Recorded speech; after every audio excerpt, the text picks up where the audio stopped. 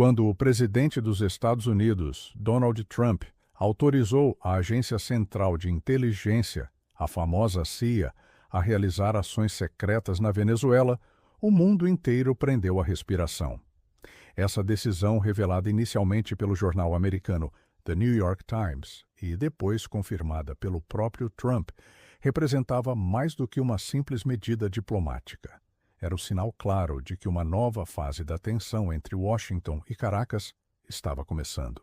O documento assinado por Trump, conhecido dentro do governo americano como autorização presidencial, dava à CIA poderes amplos para agir de forma encoberta, com permissão inclusive para realizar ações letais, algo raramente admitido publicamente.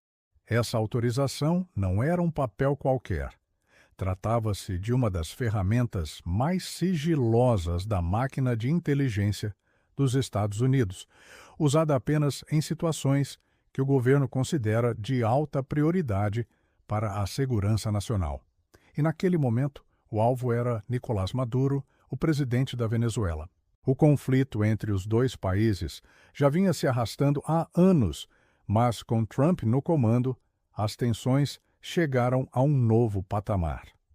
O governo americano acusava Maduro de liderar o chamado Cartel de los Soles, uma organização que, segundo autoridades dos Estados Unidos, estaria envolvida com o tráfico de drogas em larga escala e teria ramificações em toda a América Latina.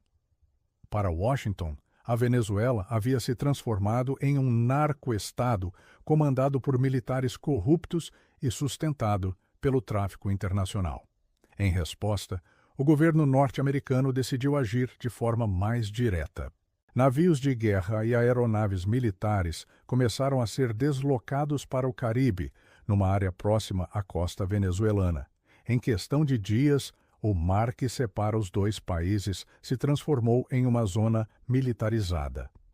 O Departamento de Justiça dos Estados Unidos anunciou uma recompensa de 50 milhões de reais, ou o equivalente em dólares, para quem fornecesse informações que levassem à prisão de Maduro. Ao mesmo tempo, embarcações suspeitas de transportar drogas foram interceptadas e atacadas por forças americanas. Em apenas alguns meses, mais de 27 pessoas morreram nesses confrontos navais. A Casa Branca deixava cada vez mais claro que o objetivo final era simples e direto: remover Nicolás Maduro do poder. Estimativas apontavam que cerca de 10 mil soldados americanos estavam posicionados estrategicamente na região, distribuídos entre Porto Rico, bases militares em ilhas caribenhas e uma frota naval de prontidão. O recado era evidente: os Estados Unidos estavam dispostos a tudo para encerrar o regime chavista. Trump, conhecido por sua retórica agressiva e pela forma direta com que lidava com adversários políticos, demonstrava publicamente sua frustração com a recusa de Maduro em negociar. Após várias tentativas diplomáticas fracassadas, o presidente americano decidiu encerrar oficialmente o diálogo entre Washington e Caracas. Em pronunciamentos e publicações em suas redes sociais, Trump afirmava que o tempo das conversas havia terminado e que, dali em diante, qualquer solução passaria pela força. Essa postura dividiu opiniões no mundo inteiro, mas, dentro dos Estados Unidos, havia um consenso entre setores conservadores. Maduro era visto como um obstáculo à liberdade da América Latina. A autorização dada à CIA marcou o ponto de virada. Essa agência, que há décadas atua nos bastidores de conflitos políticos pelo mundo, recebeu carta branca para agir como julgasse necessário. Isso incluía infiltração de agentes, sabotagem, interceptação de comunicações e até operações letais. Normalmente, poucas pessoas no Congresso são informadas sobre esse tipo de missão, e mesmo essas estão proibidas de revelar qualquer detalhe. É o tipo de operação que só vem à tona anos depois, quando documentos são desclassificados, ou quando algo dá errado. A presença da CIA na América Latina, no entanto, não é uma novidade. Desde o século passado, a agência esteve envolvida em diversos episódios que mudaram a história da região. No Chile, por exemplo, em 1973, a CIA apoiou o golpe que derrubou o presidente Salvador Allende e levou o general Augusto Pinochet ao poder. No Brasil, documentos já desclassificados mostram o apoio norte-americano ao golpe militar de 1964, que instaurou uma ditadura por mais de 2 décadas. Essas operações sempre foram justificadas pelo governo americano como medidas necessárias para conter o avanço do comunismo e proteger seus interesses estratégicos. Agora, décadas depois, o cenário parecia se repetir, mas com novos protagonistas.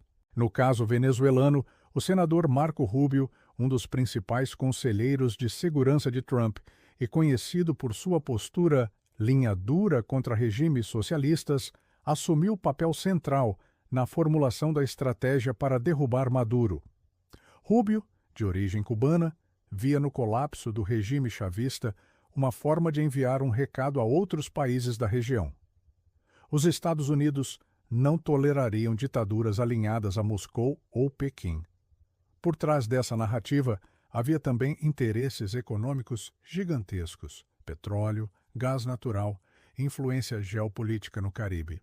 As ações americanas se intensificaram a partir de setembro, quando começaram os bombardeios contra barcos supostamente ligados a organizações narcoterroristas. O 5º ataque registrado aconteceu em 14 de outubro, quando militares americanos bombardearam uma embarcação em águas internacionais próximas à costa da Venezuela. Segundo Trump, 6 pessoas foram mortas na operação. Ele próprio anunciou o resultado do ataque em sua rede social, a Truth Social, em um tom de triunfo que contrastava com a gravidade do episódio. O ataque foi realizado em águas internacionais e 6 narcoterroristas do sexo masculino foram mortos. Nenhuma força dos Guaramaçu sofreu danos. Obrigado pela atenção a este assunto, escreveu o presidente. A mensagem repercutiu rapidamente e o mundo percebeu que algo muito maior estava em andamento. Mas, por trás do discurso oficial de combate ao narcotráfico, muitos analistas enxergavam outra motivação: a desestabilização do governo venezuelano. Especialistas em geopolítica afirmam que as ações da CIA e do exército americano faziam parte de uma estratégia híbrida, uma combinação de pressão militar, manipulação midiática e infiltração política para enfraquecer Maduro internamente. E não seria a primeira vez que isso acontecia. Em décadas anteriores, operações semelhantes ajudaram a remover líderes considerados indesejados para Washington em países como Guatemala, Nicarágua e Panamá. Na Venezuela, os efeitos foram imediatos. O governo de Maduro reagiu com discursos inflamados, acusando os Estados Unidos de imperialismo e de violar a soberania nacional. A população, já fragilizada por uma crise econômica sem precedentes, vivia sob tensão constante. Enquanto as prateleiras dos mercados estavam vazias e a inflação disparava, aviões militares sobrevoavam o Caribe e navios de guerra se posicionavam estrategicamente próximos à costa. O medo de uma invasão direta crescia a cada dia. As operações americanas logo começaram a gerar reações internacionais. A China foi uma das primeiras potências a condenar publicamente os ataques.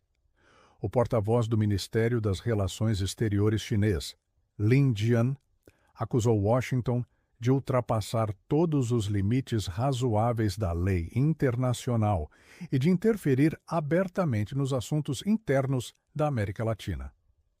Pequim via nas ações de Trump uma tentativa de reafirmar o domínio dos Estados Unidos sobre uma região que, historicamente, sempre esteve sob sua influência política e econômica.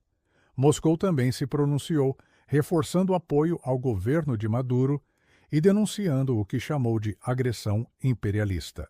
Entidades de direitos humanos como a Human Rights Watch classificaram os bombardeios como execuções extrajudiciais ilegais, argumentando que não havia provas concretas de que as embarcações atacadas realmente transportavam drogas ou pertenciam a organizações terroristas.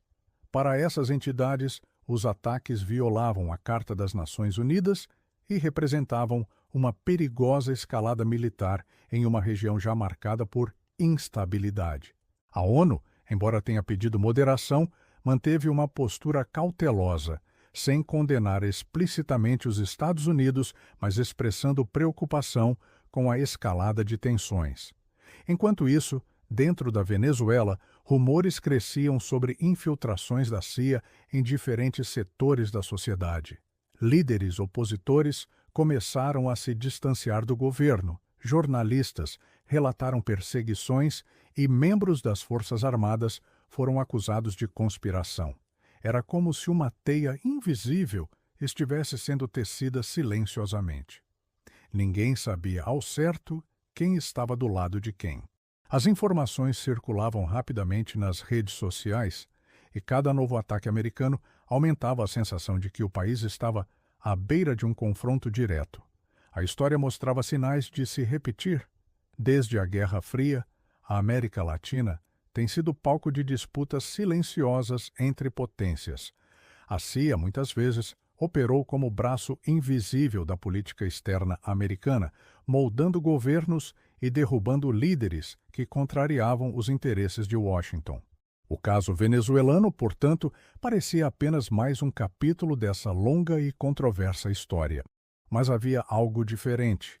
O mundo agora assistia tudo em tempo real, com vídeos, transmissões e declarações oficiais sendo publicados nas redes sociais em questão de segundos. O que antes era segredo de Estado, agora se transformava em espetáculo global. Trump, sempre ativo nas redes, parecia usar cada novo acontecimento como parte de sua estratégia política. Ao divulgar ataques e decisões diretamente em sua própria plataforma, o ex-presidente contornava os canais diplomáticos tradicionais e criava uma narrativa própria, voltada para sua base eleitoral. Ele se apresentava como o líder que enfrentava ditadores, combatia o narcotráfico e defendia a liberdade no hemisfério ocidental. Para seus apoiadores, era um herói. Para seus críticos, um incendiário prestes a mergulhar a região em um conflito perigoso. Dentro da CIA, as operações seguiam em ritmo intenso. Analistas e agentes de campo trabalhavam para identificar possíveis rotas de financiamento do regime venezuelano, monitorar transações suspeitas e mapear alianças políticas. Fontes de inteligência afirmavam que a agência havia estabelecido parcerias secretas com países vizinhos para compartilhar informações. Em contrapartida, Caracas intensificava suas relações com Rússia, China e Irã, buscando apoio militar e econômico para resistir à pressão americana. A retórica de Trump ganhou força entre setores conservadores que viam na derrocada de Maduro um passo simbólico para libertar a América Latina do socialismo. Mas o tempo mostrou que a Venezuela não seria um alvo fácil. O governo chavista, mesmo enfraquecido, manteve-se firme, sustentado por um núcleo militar leal e por aliados internacionais poderosos. A guerra de narrativas se intensificou. De um lado, os Estados Unidos falavam em restaurar a democracia. Do outro, Maduro denunciava uma nova tentativa de golpe orquestrado pelo imperialismo. Enquanto isso, as imagens de explosões no Caribe e as declarações inflamadas tomavam conta dos noticiários. A cada nova operação, crescia a sensação de que a fronteira entre ação militar e intervenção direta estava ficando cada vez mais tênue.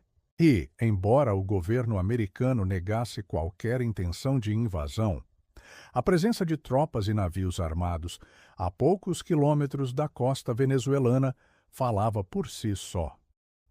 A história desse confronto é um retrato perfeito da complexa teia de poder e interesses que domina o mundo moderno. De um lado, uma superpotência determinada a manter sua influência.